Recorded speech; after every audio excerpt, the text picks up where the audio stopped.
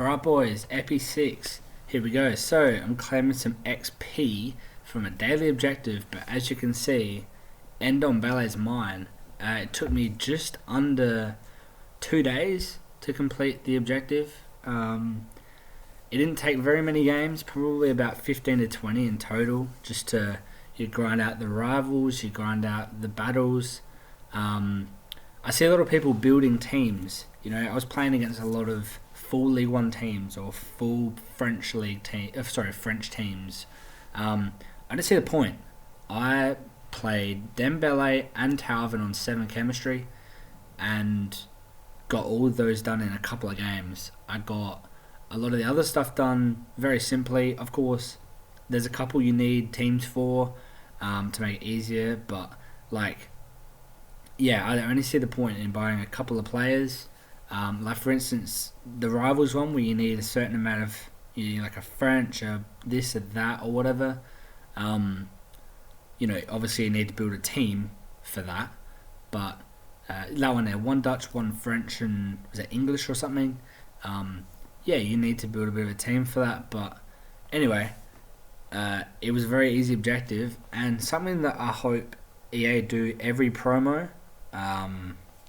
What do we got coming up? We've got Scream coming up, probably, I guess. Hopefully there's a couple of players in that get objectives like this. Hopefully there's future stars. I know we had Rafael Leao last year as an objective, but that wasn't all that good. But hopefully this year they have players like that are into these objectives, and there's a group reward which is the player, and then you get small packs and stuff on the way. So these packs are just all the small packs that we got from the Ndombele. They are all untradeable, which does suck, but it's better than last year, where there's one objective which is like win 15 rivals or 12 rivals matches with 7 players from fucking Belarus, and it's impossible, and it takes 5 days of 45 games of you grinding to finally get it, and it's boring as shit. So this is cool. There were small little requirements that make you tweak your team slightly, but you don't have to change your team. You can still use the players you want to use with a couple of guys that you have to use. But it's good. I really hope that they have those types of things. Could you imagine, whatever it may be, and whatever player it is, I think it's just something for us to do in some sense. Those milestone objectives, they're pointless because, they're not pointless, but pretty much they're a thing that is going to take you weeks and weeks and weeks to grind, like the 25 wins, 50 wins, 100 wins, that kind of thing, up to 300 wins. It's not fun. It's just, it's a bonus. Obviously, if it wasn't there, it would be like, if it wasn't there at all, then you might not grind the game as much. But I like these types of things where you do a small game or two, and you get a small reward for it, and all these small rewards build to a bigger reward. Okay, and that's what I like. So we're getting a couple of boards here. Actually, we're going to get a Dutch DM by the name of, it's Daily Blind. I don't know why I thought it was shown then for a sec. He's not a board though. I don't think he plays for Ajax anymore. But yeah, Daily Blind there. Of course, these are untradeable, so just store everything in the club. Swap, your tradables out, and that kind of thing, and then discard them for coins. However, I already had him untradeable, so that was a bit of a bummer. But yeah, objectives that make us grind, that keep us engaged with the game.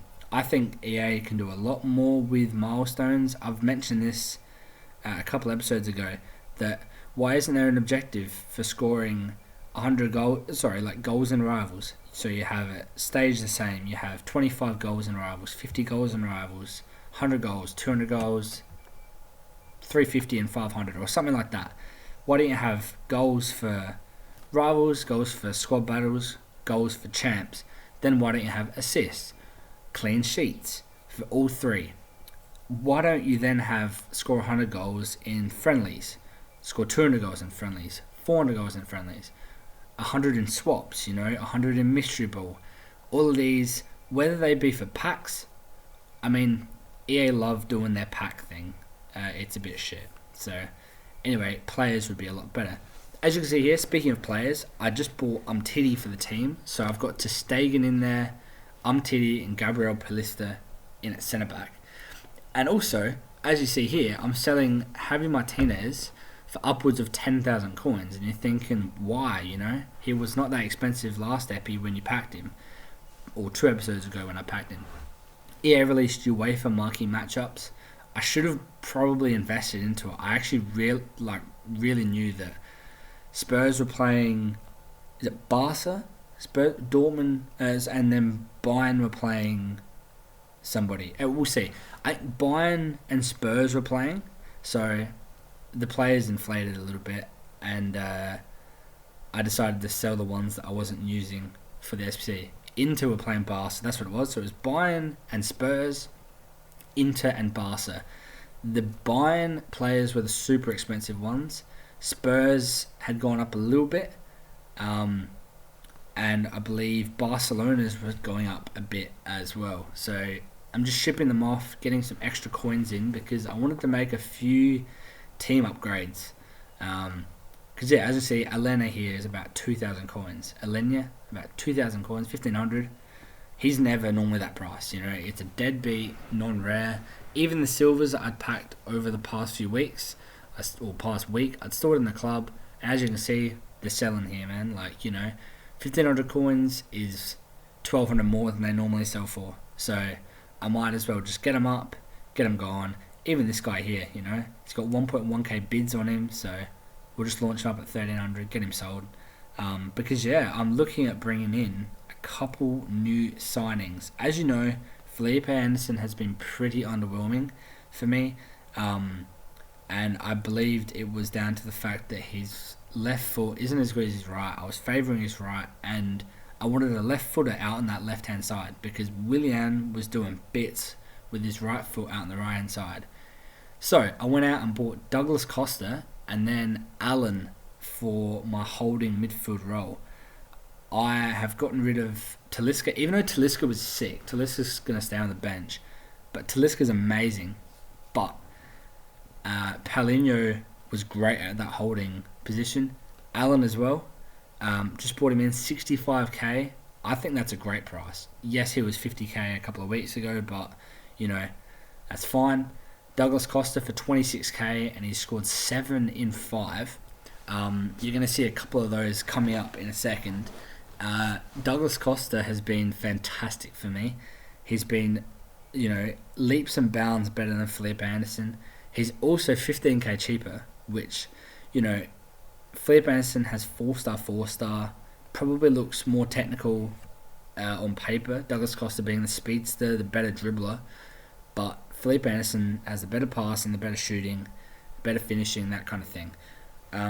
However, Felipe Anderson, with those stats, was, managing to not be able to hit the back of the net anyway. So I've brought in Douglas Costa. I've thrown a dead eye on him, which increases his finishing by 15. So it goes from, I think, 68 to 83, something along those lines. As you see it, Abraham stepping through and scoring. So you're going to be seeing a few highlights here from games with Costa in the team, Willian and Abraham up front. I'm really liking the trio, actually. Willian's still pretty good. He's not fantastic, but he's doing alright for me. His price has dropped a bit, though, which kind of sucks. But as you can see here, Douglas Costa out wide. He's going to cut in or hit the side netting. So, that's one thing. I've been watching my gameplays back a little bit, just seeing where I've been going wrong. Because in a position like that, I should be hitting early timed cross in and, that kind of thing. So, Costa's making a good run in here, and he's going to bury that one. Top bins. I really like his pass and move, He's got 5-star skills, a 3-star weak foot. So, yes, I can't really cut in with his right foot whatsoever. But when he's on the left, if I can get him in those sort of positions where he's in behind the defence, I can whack it across with his left. It's pretty useful shit. So he's over the top here. He's going to chip the keeper to put us 3-1 up in this game. Yeah, he's dangerous, man. Douglas Costa's dangerous, and I would believe that if I'd swapped into a formation where he could play centre attacking mid, he would be, lethal there, because his long shots are better than his finishing. He's got great finesse shots. That's the thing I miss out on a little bit with having him on the left. Yeah, I can cut in onto my right and dummy it, and then cut back onto my left to hit a finesse shot, but those across goal shots are, what's making him so good at the moment. So, as you see here, though, he sort of plays the ball around and just goes bang. There we go. That's why I think in an attacking mid role, he's so agile. He's got the 5-star skills that I can pop off at any point. Even just a simple scoop turn has been pretty good for me. So, Rivals rewards, I took tradable packs. I actually got rank 2, which isn't too bad. I get a 45 and a 30. So I'm going to open those ones up now. And I'm looking to bring in some more upgrades into the team. Of course, Titty's at the back. He's not been that good. Titty's not been that good. Another player that hasn't been all that good has been Palista. So I'm looking at probably upgrading my centre backs a little bit. And Cristiano Ronaldo, no. Jean Martino here. So not a great pull, to be honest. A bit of a fodder player, but that's fine. 84 rated is better than pulling an 81. So that's right. We get him out of our Rivals rewards. Also Danilo in there. I think he probably sells for a little bit. Just being from Piemonte Calcio. I still can't get over the fact they lost the Juventus license, so they have to, for instance, I believe whenever they get a special card that warrants a dynamic image, they won't be able to use it. So I think all Juve players are going to have their normal head for informs, which could actually bring the price down of a potential inform Ronaldo might not actually be worth as much as you'd think. Obviously it's gonna be more than his normal card, but maybe for instance a Douglas Costa inform might actually be a lot less than we'd expect it to be. He might only be 100 and something K rather than in the 200s, just down to the dynamic image. And I know you're probably thinking, oh, what do you mean dynamic image? Who cares? But a lot of people care, man. It's weird. It's a weird thing. A lot of people care about the dynamic image. So, we hit Rudiger in that pack, which sort of got me thinking. I was like, Rudiger's got a pretty decent card. He links up to Ndombele. He links up to Aurier. He also links to Ter Stegen. And I was thinking in my mind, who's another centre-back I can bring in next to him? Because Umtiti hasn't really impressed me. Neither's Palista. And I'm sure that Rudiger wouldn't be any better than Palista, but if I can bring somebody next to Rudiger that's going to outperform Umtiti, that's probably going to be a good option to go with. But yeah, Allen, Douglas Costa have been fantastic purchases. And for me, Douglas Costa, you can't go wrong. Apply a dead iron to him. I probably wouldn't touch him with any other chem style, just because you want to get the passing and shooting up as much as you can. Maybe like a sniper, but you want a full shooting boost. So anything with a full shooting boost. And I wouldn't bother touching his physicality. So yeah, he's been a beast. All of them have been really good. He's got 13 in 8 at this point, which is just filth. That is so nice. Endom's also got 5 assists in 8 games, so he's been playing out of his skin too. Aurier there with 69 games as well. So yeah, Abraham and Aurier are still in the team. I've got about 1,150 Rivals points, so hopefully next weekend I could be in champs.